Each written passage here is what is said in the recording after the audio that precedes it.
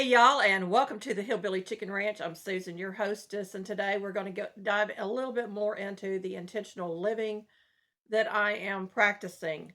And y'all, it is already making a difference in my life. I'm actually getting more things accomplished because I take time in the morning to read out of the Bible and to really think about what the scripture is telling me. So that is one of my intentional things. So I'm putting God first. And y'all know that on the back of my card, I have written out some Bible verses, and I've got little check marks beside some of them that I've already done. And I'm also writing up the intentional um, living idea behind the verse as I go along with this. And I'll probably be pulling more as I go along. Now, you can do this several ways. I'm doing it on index cards, but you certainly can make a journal out of this or any number of things. You could record yourself, whatever you want to do, um, to make sure that you're actually following through what your intentions are. So, living or intentional living means that you're going to do things purposely and with notice from yourself. You're going to know. So it might be, I'm going to get up every morning and I'm going to make sure that I hit that shower first, or before I go to bed, I'm going to hit that bathtub so that I can have a good night's rest. Whatever your plan is, you need to stick to it and make it a part of your life. And the idea is after 30 days, it becomes a habit and you don't have to think about it anymore. So I randomly picked 10 of these cards. We're going to talk about them a little bit. The first one is let go of the past. So, what does it mean to let go of the past? A lot of us carry baggage. We don't even sometimes don't even realize that we're carrying baggage of traumas and things that happened in the past, or maybe we're holding a coworker. We're angry with a coworker or our spouse or a friend, and we need to let go and forgive them. Forgiveness is not for yourself. I mean, not for them so much as it is for yourself. It gives you peace. So, learn to let go of the past is a very good intentional living. And y'all can tell my handwriting is just awful these days. Um, so I have a lifelong friend that thought I did something to them and I didn't. And they stewed over it for about 2 years. We finally bumped into each other, and I just, you know, plainly walked up to them and told them, look, I don't know what the problem is, but you're throwing away a friendship of 53 years, and you've already been forgiven uh, from my end uh, for whatever it is. I'm not that kind of person. You ought to know that. You've known me for 53 years. So it kind of diffused the situation. And I continue to pray for that friend. We don't meet as often, or we don't have associate. That's okay. You don't have to associate with somebody once you forgive them. That's okay. Uh, you can't. You don't always want to let somebody back into your life that's hurt you in some kind of way. But I did leave the door open for the friendship to continue. They made the choice. I didn't make the choice. The next card is be present now. I have problems. I have a white mass on my unspecified white mass on my frontal lobe. And I have problems with my speech because of it. I may have memory lapses, and sometimes I wander off in my head and I'm not present in the moment. Be present in the moment. So I have to draw myself back into the conversations that might be happening around me. I kind of like tune them out without realizing I'm tuning them out. So I'm practicing more of being present now in the conversations and daily life and daily chores, not just going through the motions, but actually being actively a part of it. So be present now.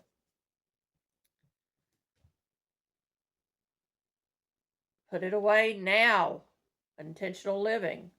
I have a problem with this as well, and I know many of you do.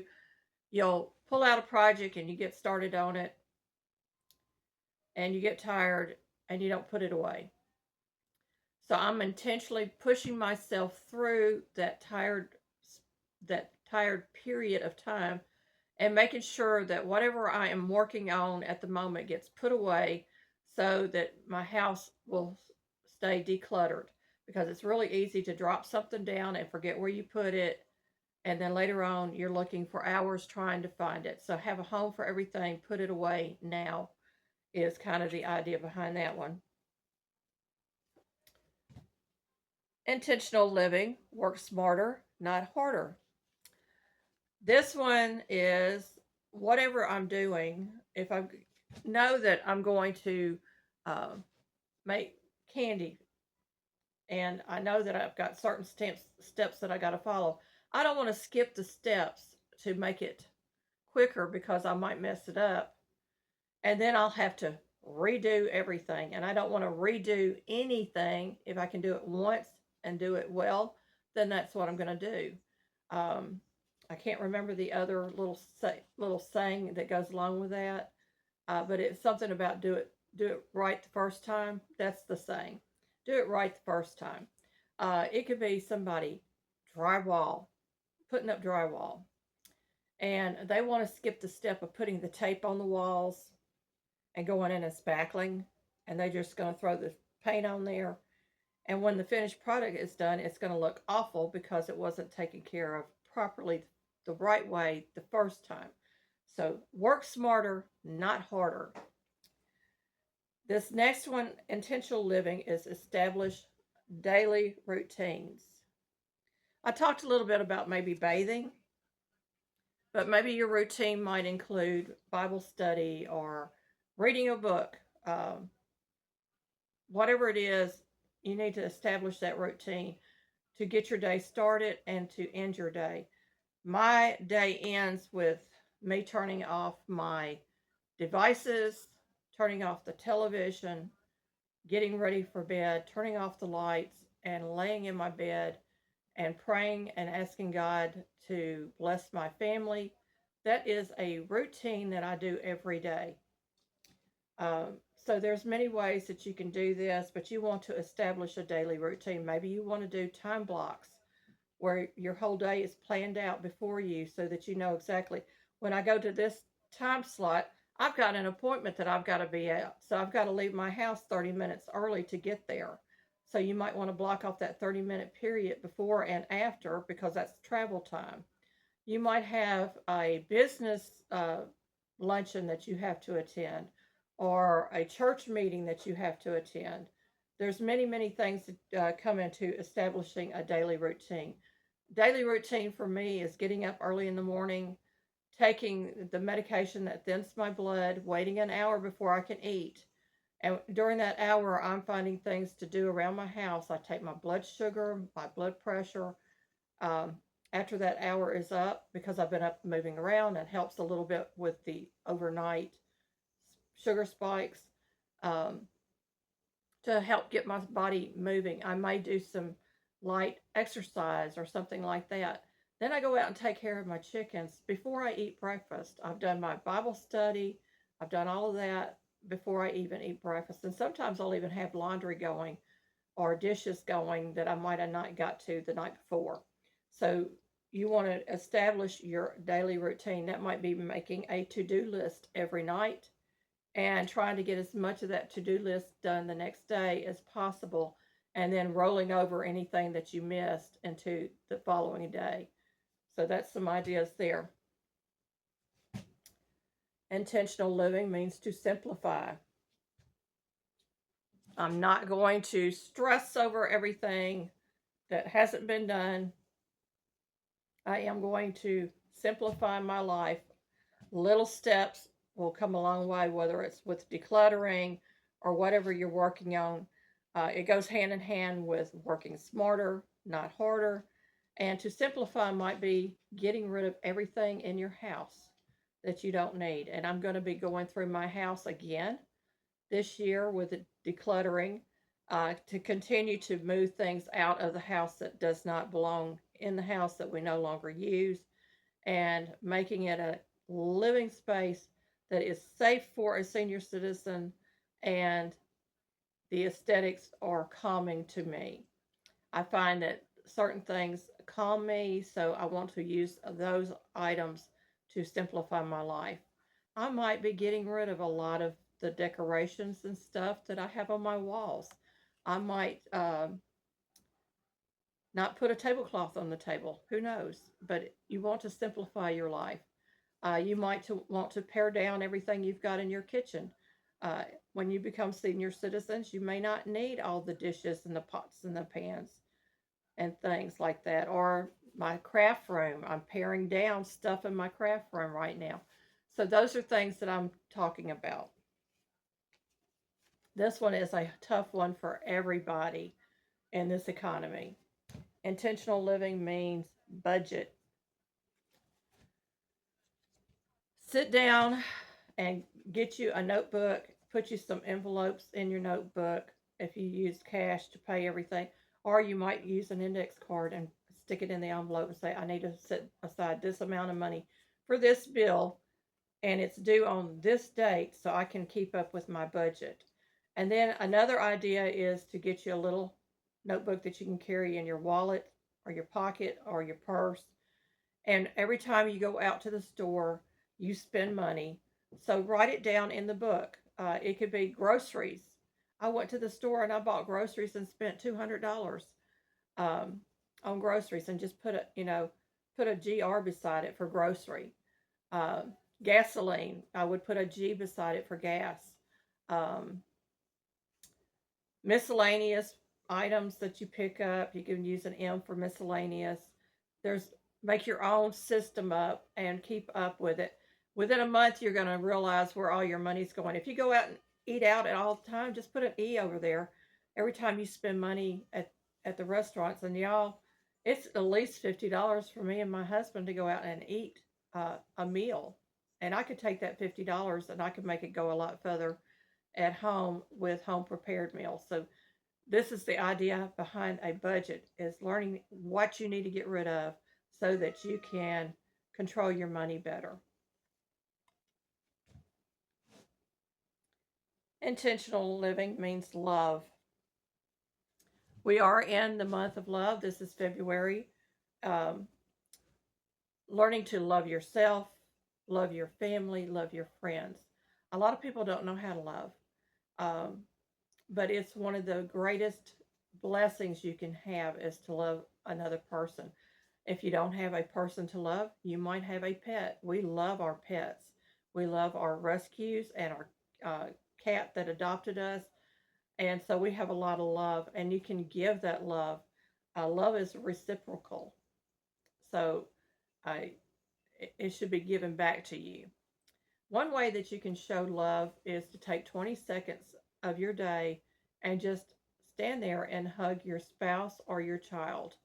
It releases certain endorphins that enhances your mood. It makes you feel all tingly all over, and it is really healthy for you. This one is the ninth card. I've got one more card in my hand. It is intentional living. Be kind and give it away. How often have we held on to things that we know somebody else could use? Um, that kindness starts with maybe going and filling up a bag for a thrift store, or some type of donation to an organization. Money is the hardest thing we have to let go of. Um, Weekly tithing in the church is often a struggle for people in church because they don't want to let go of that 10%. But yet they'll go out to a restaurant and they'll pay up to 20% of the ticket for service. And God services us every day. We should be paying that tribute to Him. So be kind and give it away. My dad was that kind of person. If he saw a person in need that needed groceries, he would go buy groceries and set it on their porch. He wasn't looking for attention. He would do it in secret. Or like the man that lived down the road from us that was stealing our car at night but bringing it back in the morning because he didn't have a ride. Um, my dad was so kind and gracious to him. He got up out of his bed and made sure the man got to work. And then he went over and he fixed his car, and he would make sure he would bring him back home in the mornings before he went to work. And so this went on for a little while, and the man was so grateful to my dad for doing that. And it was a Christian act that my dad was doing, and he wasn't even a Christian at the time. My dad also bought a man a suit of clothing because he didn't have any clothing and he needed a job. And my dad uh, got all of his measurements and went and picked out a suit at a thrift store, had it dry cleaned, and brought it to him. Everything was thrifted except for uh, the socks and I think his shoes. My dad paid full price for a good pair of shoes for this man. So, I mean, it was just an act of giving. He gave it away. And giving it away is what? An act of love. Last card. Intentional living is volunteer. Now, some of us are not able to volunteer physically anymore, but there are ways for us to volunteer our services, our time. There's ways for us to volunteer by giving to things like the room at the end that we do at our church. We give from our heart because we know these people need it, and we're showing them the hands and feet of Jesus when we do that.